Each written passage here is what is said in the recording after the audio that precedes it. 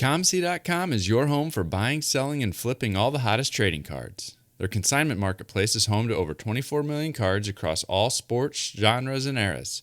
With a ComC.com account, you can purchase cards from different sellers over time and ship them home together later, or immediately reprice them for sale on the ComC marketplace.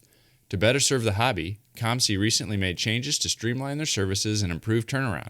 They even opened a new building. To learn more about the exciting changes being made at ComC, please visit blog.comc.com.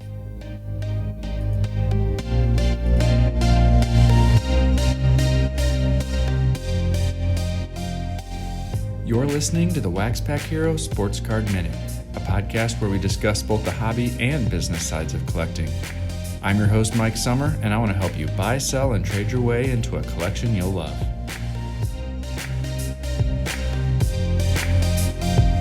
Hello, everybody, and welcome back to the WaxPackHero Sports Card Minute. It's the end of April. I'm excited. Baseball season is underway, although my Cubs aren't doing super great yet. Hopefully, they'll be able to turn it around and outperform the expectations that many of us Cub fans have for them. But it's a great time of year. Summer is just around the corner, which is my favorite time of year. I am now fully vaccinated, which makes me feel a whole lot better about getting back out there and attending some upcoming card shows in the near future. Things are going well, and I am excited about that. Today, I've got a pretty interesting guest for you, and it's actually going to span 2 episodes. I interview Adam Gray. He is the 27 guy on Twitter, and he is the real 27 guy on Insta. He's the man behind the Basketball Card Podcast, and now is the founder of the recently launched Basketball Card Fanatic magazine. They are 8 issues deep, and we talk a lot about getting that magazine off the ground, as well as some other hobby content. The conversation just kept on going, so I figured let's just talk, and we can split this into 2 episodes. So we might as well get right into the first part of the conversation right after I tell you about Underdog Collectibles. They're an online shop run by collectors for collectors, and they break new product every Tuesday, Thursday, and Sunday night. You can also buy sealed wax on their website. You can join their Facebook group, the Underdogs. You can follow them on YouTube as well to watch the breaks unfold. I recommend checking them out at www.udogcollect.com and tell them WaxPackHero sent you. Adam, welcome to the show. Thanks, Mike. I'm grateful you'd have me. I want to start with your handle on Instagram, the real 27 guy. Where did that name come from? The 27 guy is something that I set up once upon a time because 27 was my lucky number. I think I first set it up on eBay. And then I was the 27 guy on eBay and on Blowout and in all the different places that you can find the 27 guy. It's probably me if you ever see those letters. And then when I went to get on Instagram, I typed in the 27 guy, and unfortunately, there's somebody who has no friends, no posts, no connections of any kind on Instagram, but they stole the 27 guy from me. So I then had to come up with something else. I turned to a friend and said, "What do you think I should use?" And he said, "You're the 27 guy. You've just got to make yourself the real 27 guy." So I just decided to do that, and here we are, a year, 2 or 3 years later, under the real 27 guy. Similar to my story for the Mike Summer, is I wanted to make sure that everyone knew it didn't matter who the other Mike Summer is on Twitter. I am the Mike Summer on Twitter. You are the Mike Summer. Now, several years ago, you started one of the first, if not the first, basketball card focused podcast. And last year, you launched the Basketball Card Fanatic magazine. Some might say you like basketball cards. Let's start at the beginning. So when and how did you start collecting? The first card that I know that I had in my collection that was a basketball card was a 1987 Magic Johnson Fleer card, not 86, 87, the well-known red, white, and blue border set, but the gray and white border set. And I discovered it probably in the early 90s when I was looking back for my old cards. In 1987, when I acquired it, I tried to peel it as if it was a sticker. So, when you're a kid, you get cards and you think, I hope that's a sticker. And so you try to peel it. So that was my first card. And that's when I first started collecting. The first set that I did was in 1990. My mom would buy packs of NBA hoops at, a 7-Eleven or a grocery store. And I remember she'd put like 5 or 6 packs in her glove box. And if I was good at a particular outing or did something well, she would give me a pack of cards. And so I'd get a pack of cards every few days. And I just loved it. I remember going to the card shop in 1990. I remember, getting into even older stuff not that long after that. I was buying cards from the 70s in 1990 and 1991. And I'd bring them home, and my dad would tell me the history of these players. It was best if I could find something like a Utah Stars ABA card or a Utah Jazz 1970s card. My dad would tell me these great stories about these players and things that they were good at and things from their lives and stuff. And I love that connection with my dad. And I really never stopped. I kind of just collected ever since then. When did the podcast come about? The podcast came about in 2015. I was listening to the BS Report, and I was thinking about how awesome it would be if we had something similar for cards. And so I had no experience in any of these things at all, but I got online, went to Google and typed in how do you do a podcast? And I just basically followed those directions. I was like, okay, I need intro music and I need a way to record. And I know I'm passionate about this. So hopefully if I have good intro music and I can record and say some okay things, people will like it. I do think this is going to sound conceited. I think it was ahead of its time because there wasn't anybody else who did a basketball card podcast for a couple of years. And in the beginning I had, 30, 40 people total who would listen to an episode. And I didn't know how to advertise it. I didn't know how to get anybody to listen. There was no Instagram. There was no, there wasn't a great presence on Twitter or on Facebook, even for cards. And so I just sort of recorded and hoped that people would listen. And when I got up to 50 or 100 listens, I felt great about that. And then how long did you do it? I know it kind of ebbed and flowed of your frequency and how often you were putting out new episodes. How did that flow or that process go for you? The original idea was to do one episode a week, and I did it pretty well, I think, for the first 15 weeks. But as you know, content creation takes a lot of time, and you don't usually get to just take as much time to do it as you'd like, because we all have lives. We got our kids and our families and our jobs and things. And so, after a period of time, I said, I'm going to take a few weeks off and then I'm going to keep at it. But after, a little while, I just couldn't keep up with it anymore. I think we had a new kid at the time. I had a new job, and I just felt like it was best to focus on other things. But that honestly is one of my great regrets that I stopped doing it. Because, you look at those who have really who started doing them around that time and how much those have blown up.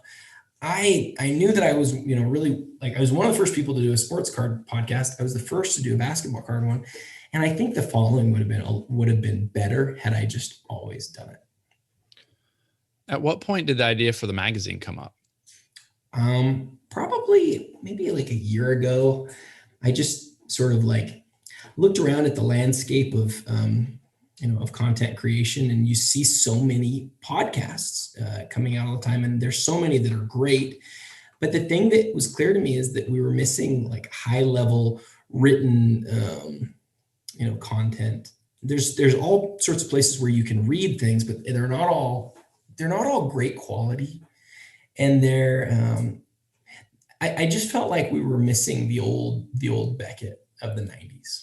I felt like I loved that era. The early, really all throughout the whole 90s, Beckett basketball was this guide that I looked forward to getting every month. That not only for prices, but I loved articles and the hot lists and the Reader's Right and all of the things that they would talk about. I loved it when Beckett would talk about my cards. I loved it when I would read about something that I didn't know about and be able to sort of have this knowledge stored in my mind. I remember reading once about Wilt Chamberlain autographs. This was in a Beckett from probably this was maybe even into the early 2000s, and it gave a print run that hadn't been discussed anywhere else. They'd gotten it directly from Upper Deck, and like I stored that away in my brain forever. All of those things, every month really like became my knowledge base. And then, years later we have Blowout and some of the boards that are out there and things. But really, most of my knowledge around basketball cards came from those Beckett's. And I know that that Beckett's still out there, but I feel like there could be some things about it, specifically the written portion, that could be stepped up a little bit. And we have so much of this knowledge throughout the community.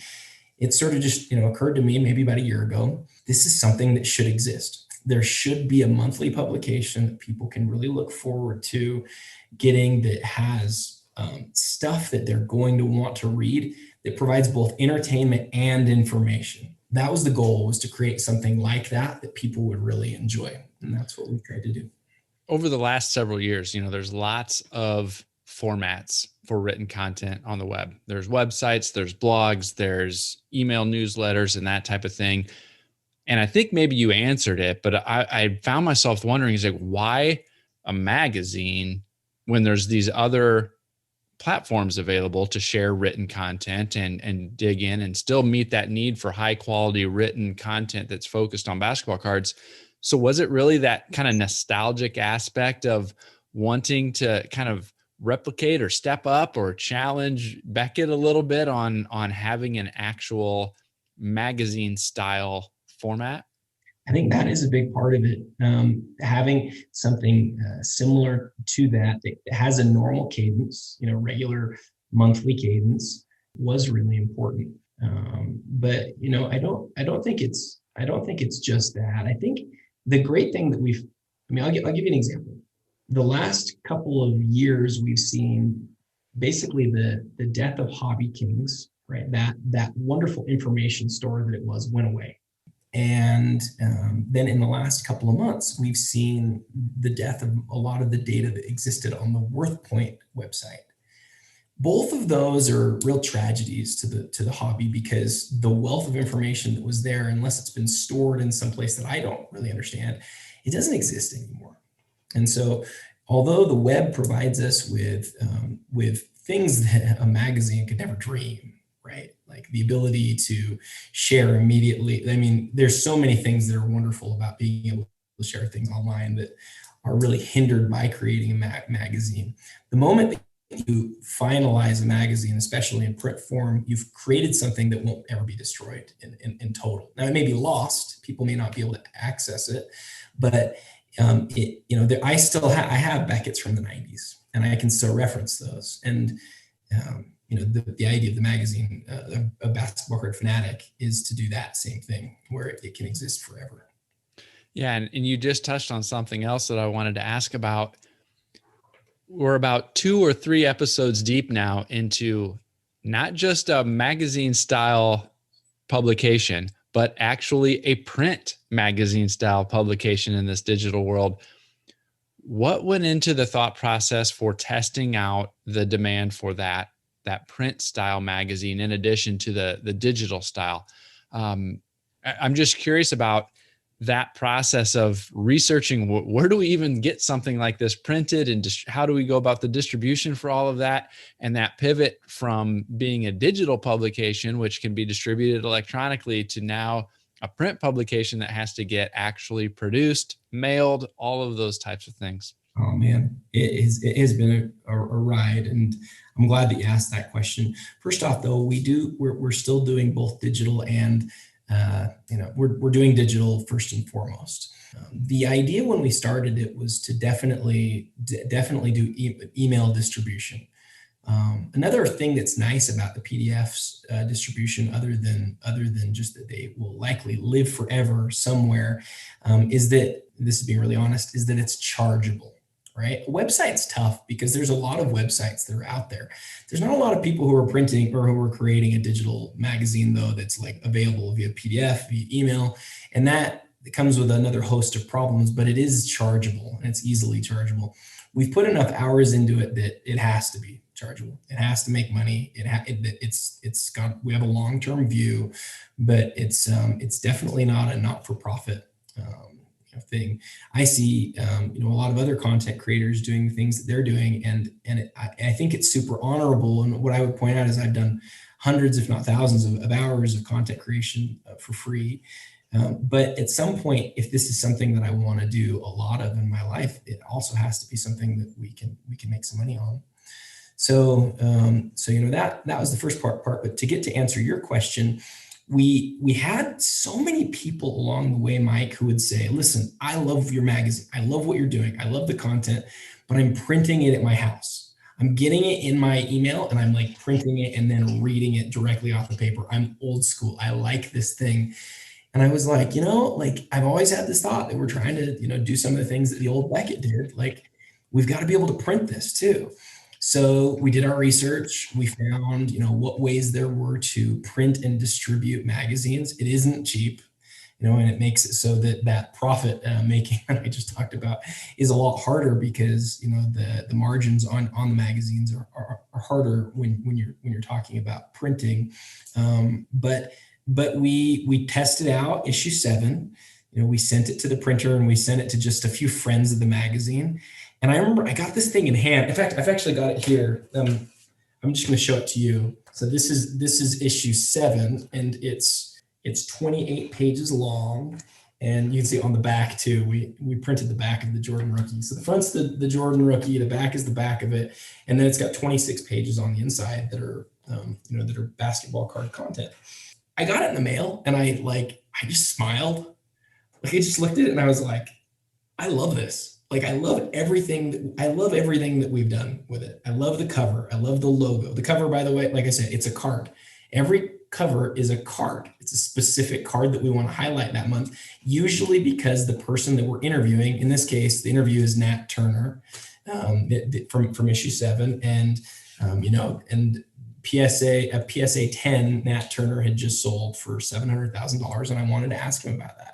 So I asked him about that in the magazine. It became the cover. I got to send it to him and 11 other people. And most of us who got it were like, this is actually like super cool that we have this thing that came in the mail. It's a monthly mail day. It's neat to hold something in your hand rather than view it digitally, because most of us are looking at screens every day, but this thing shows up in your mailbox and you get to open it up and rifle through it and mark things up if you want to. And it just, I don't know. It feels good to hold something in your hand like that. My first experience with the magazine was buying several of the digital issues. And then with issue 8, I was fortunate enough to be able to get a physical copy as well. And yeah, it's neat. It's neat to be able to hold it in your hand. Typically I would be reading it before, as I'm getting ready for bed, as I'm kind of, getting ready to go to sleep, I'll read a couple of articles, spend a week or so going through it. And I enjoy reading that physical copy as well. And so it's just such a unique take on a brand new startup magazine to go ahead and run a physical copy too and give that a shot. And so I applaud you for that effort. And I think that if people check it out, they're going to enjoy it as well. We'll go ahead and end part 1 there, and I'll be back after this quick break to wrap things up. Moco is your small-town local shop with a global reach. Conveniently located in New Buffalo, Michigan. We're an easy drive for most residents in Michigan, Indiana, Illinois, and Ohio. Come see us every Tuesday through Saturday from 10 to 5 and Sundays from 12 to 5. Want to shop from the comfort of your home? Give us a call at 269-469-0140 or visit our website at the SportsCardShop at Moco.com or our Facebook page. Major credit cards and PayPal accepted, and we ship anywhere in the world. We're an authorized dealer for both Panini and Topps, with new sealed wax from both arriving weekly. And yes, we have PSA and SGC graded cards and over 250,000 singles in stock. Be sure to follow us and turn on notifications for posts to Facebook, Instagram, and Twitter so you don't miss out on new arrivals. The Gocher family has been serving this community for over a decade, so stop by or visit us at the SportsCardShop at Moco.com. All right, I hoped you enjoyed hearing a little bit about Adam's background in the hobby, his background as a content creator, and what all has gone into starting this magazine, the Basketball Card Fanatic. I definitely encourage you to check it out. reach out to him. Typically he's got some deals available for people who want to check out the magazine. I will have the links to his social media profiles in the show notes, as well as the email address that you can reach out to him if you want to check out the magazine for yourself. And I definitely encourage you to come on back next week, where we spend a little bit of time talking about how to balance the hobby and family and job and other types of commitments. And we also get into the hobby's current infatuation with grading, as well as why many people, especially those newer to the hobby, seem to be giving a free pass to Probstein and PWCC. And we talk a little bit about the checks and balances and how to think about that, how to hold people accountable, but at the same time, keep things in the proper perspective. I think you'll really enjoy that part of the conversation. Well, that's all I've got for you today, so I'll catch you next time.